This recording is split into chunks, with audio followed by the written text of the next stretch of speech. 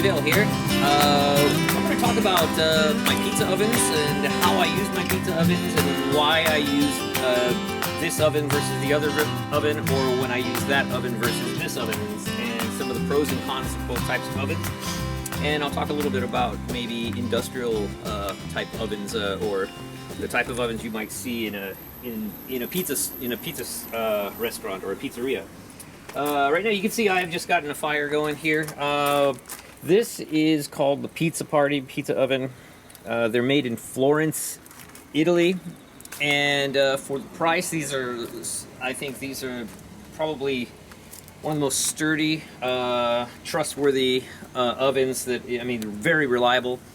The pros of this kind of oven is you put a fire in, you get the fire started, and as long as you're attentive to the fire, you can have these things ready to cook between 25 to 35 minutes. You can have everything fully saturated. The cons to it is they cool down super fast, and they'll cool down if you're not paying attention to your fire while you're cooking the pizza, and you could ruin well, not really ruin, but you could end up overcooking your dough, getting a drier, chewier crust rather than a tender, flavorful crust. So there's some things, like if you're going to be making Neapolitan pizza, you need to pay attention to the fire in these things. If you're going to cook something at a little bit lower temperature, you don't have to pay that much attention to them.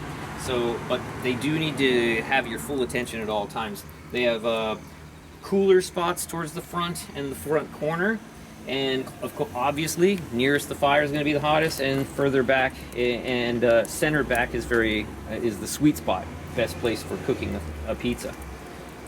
This oven, I guess one of its weaker points is the draw for the smoke doesn't always reach its chimney, right? Some of it ends up going up the front, and you get this black soot in the front. I've decided the aesthetics, it's kind of cute to have that black soot there. It doesn't really bother me, so I don't clean it anymore. I just let it build up.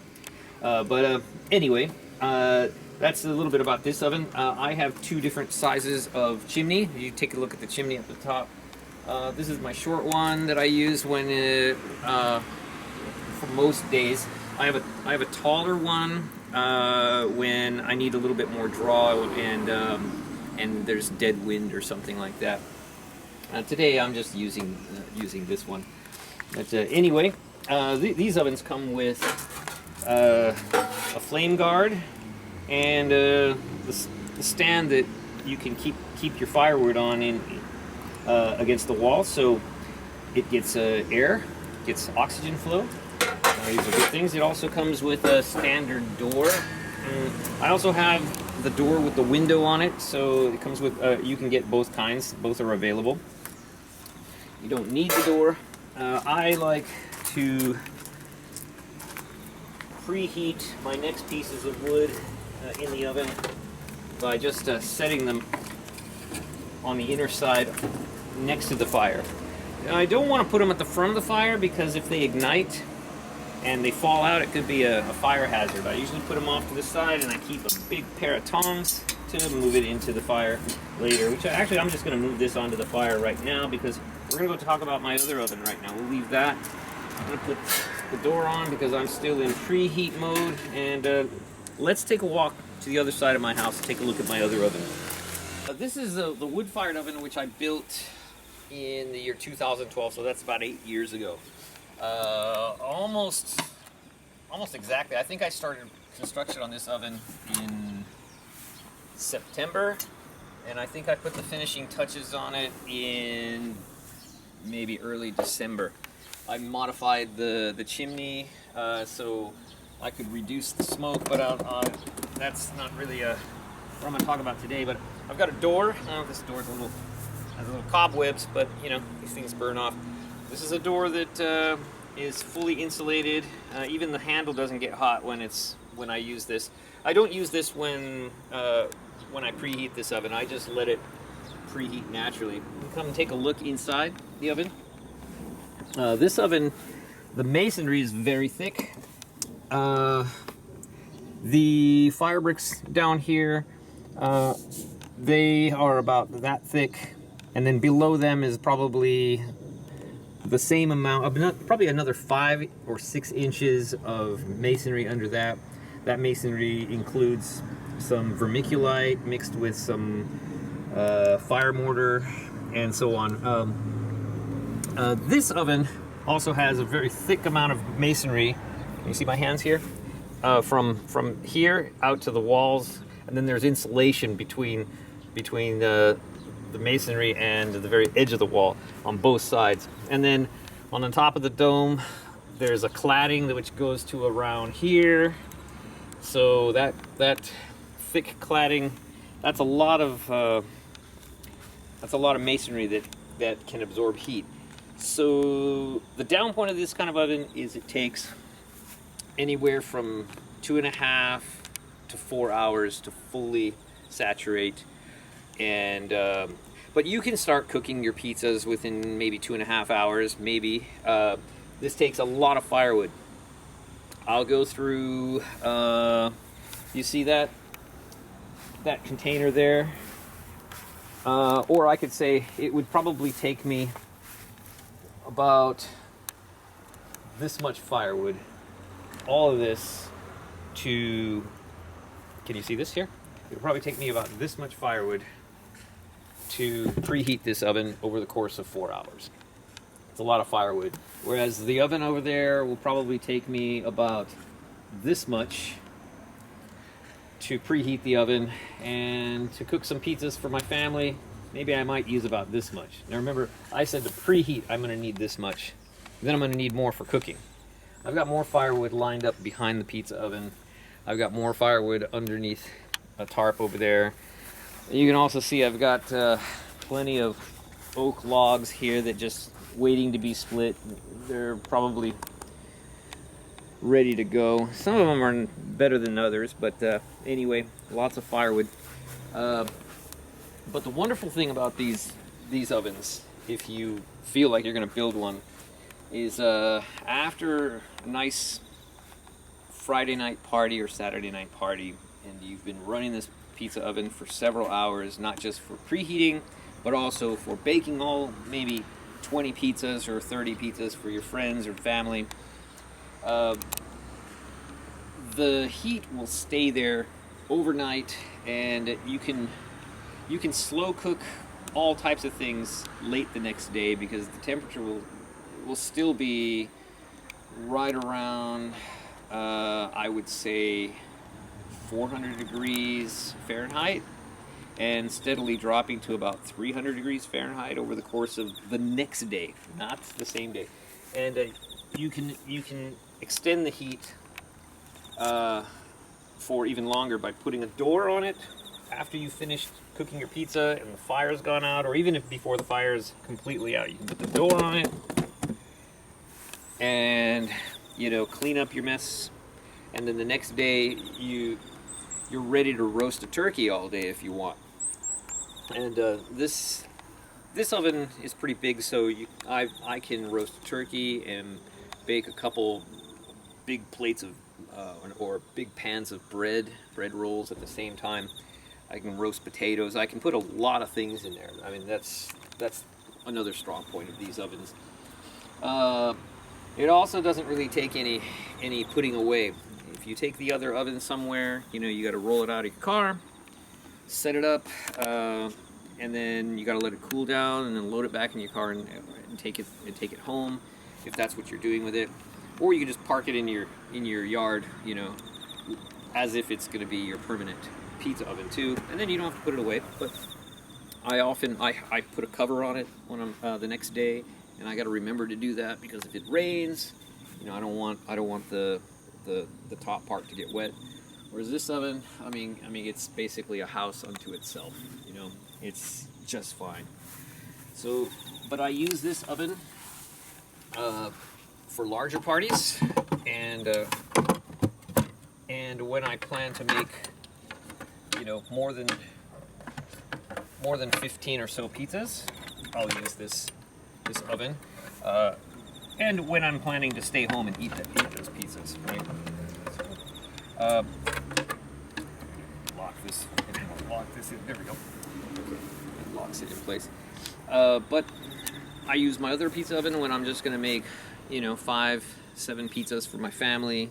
For today's dinner, maybe some leftover pizzas for another dinner.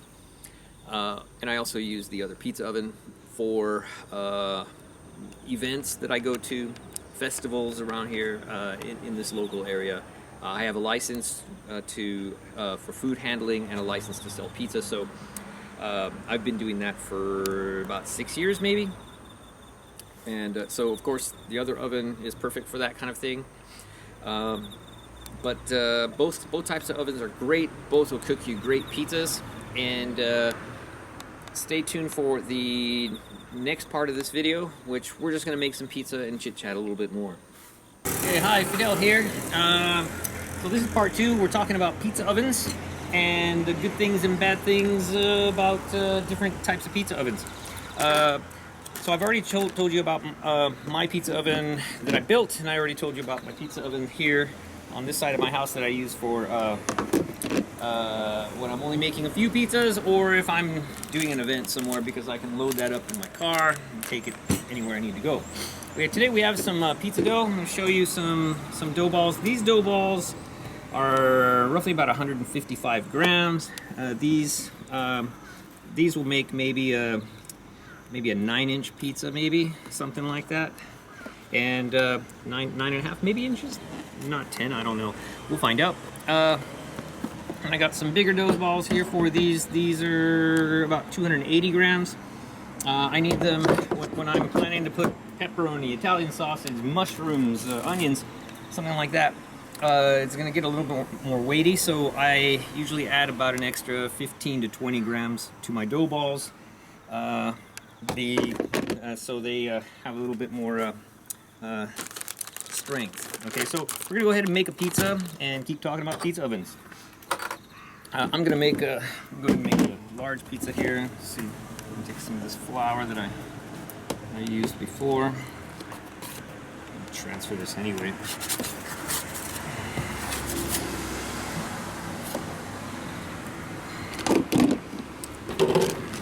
Flour here. So I'm going to just put that upside down there. Saturate that in flour. So this dough was just fermenting at room temperature for about 48 hours. And I should put the cover back on that.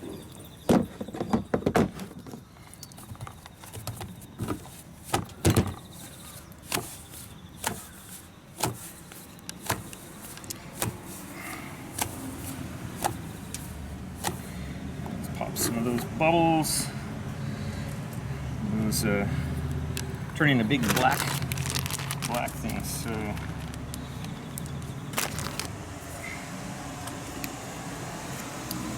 just gonna flour this up just a little bit. I think it's keep some flour there.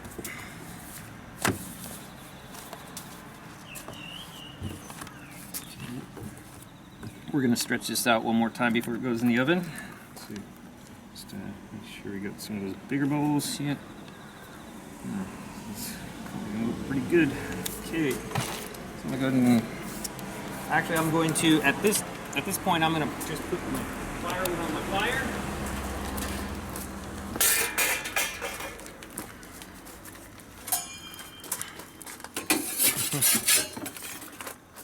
Yep, I put it on the side to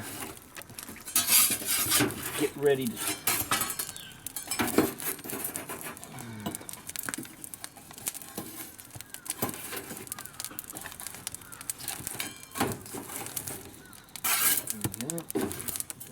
there.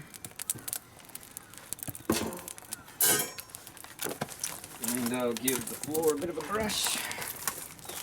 This is clean wet water, so the floor is nice and clean and ready for a pizza. And that is a very healthy fire right there. Let's finish up our pizza over here. Yeah.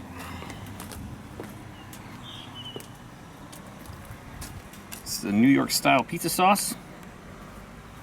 Now pizza ovens that you'll find in places like in Italy. Oops, let me put our cheese first. Or even in the United States, some of the industrial use ones. The wonderful thing about those is the even distribution of heat in those ovens. They're more igloo shaped, like they're very round, and the heat circulation is just about as perfect as it can get in a well-made oven. Those ovens are meant for cooking maybe between 6 to 10 pizzas at the same time, so you can't really be dealing with cool spots and hot spots when you're serving thousands of people in 1,000 people a day or something, right? So, or you're cooking about 1,000 pizzas in a day, so, or more. Who knows? I don't know how much they are serving in a day. So I'm going to, and those ovens typically are constantly at heat. I mean, to say, they may not have a roaring fire overnight when the restaurant closes, but they have hot coals just sitting in there, and so they're basically hot all year round. And when they're ready to start serving dinner, they basically just takes them about 20-30 minutes to finish prepping their oven, and a little cleanup, maybe taking out some of the ash or whatnot. For the most part, those ovens are just ready to go 24 hours a day, basically. So I'm making this pizza, like I said, it's maybe slightly more weighty than you might find on Neapolitan pizzas anywhere. So see how we go.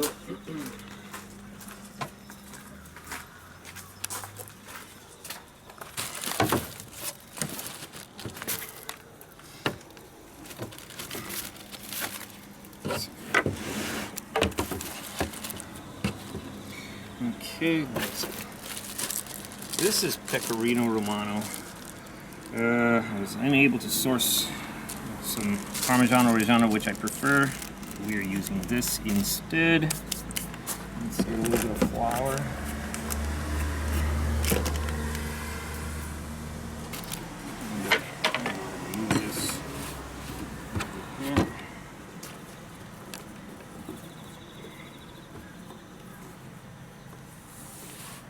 Ooh, we are sticky. Okay, but I think we're ready to go.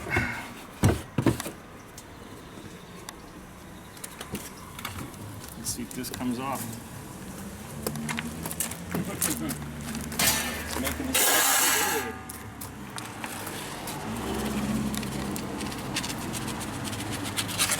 ah, it came off. Okay, we got a little bit of an oval shape, but I realized I did not use nearly enough flour during the prep on that, so but she will be just fine. You can check one of my other videos where I talk about using not enough flour and using way too much flour. I mean, there's when you're pressing out your dough ball at the beginning, you want to use a ton of flour, basically, and I didn't do that. But that's the best thing you should do, is use a ton of flour when you're pressing out your dough ball to get started.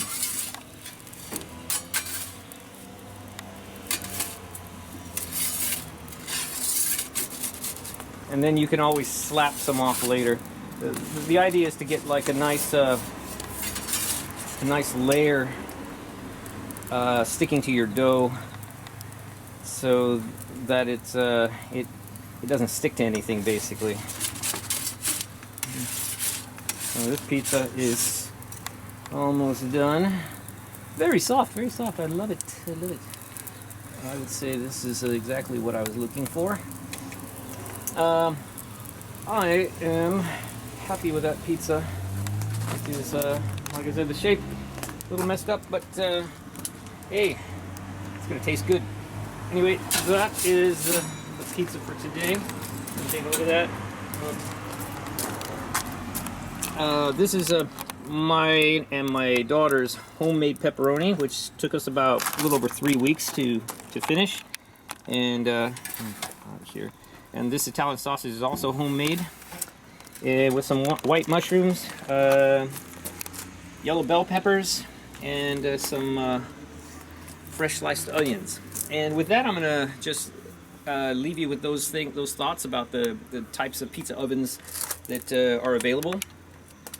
These are lower price and a lot less work. The pizza oven that I built will take a lot of work and maybe a little more money, probably about 3 times as much money as this, depending on your area and the materials you have available. And of course, you're welcome to spend roughly $35,000 on a big pizza oven, shipped from Italy that's ready for a restaurant. So, or you can build something in between, something lower cost, smaller, more compact. Check the internet, take a look at what other people are doing. But I gave you the basics of the pros and cons of the extremes in different types of pizza ovens. Anyway, that's it for today. Thanks for watching. Yeah, sorry my pizza came out with a kind of an oval shape, but I'm looking forward to eating this pizza. So anyway, thanks for watching.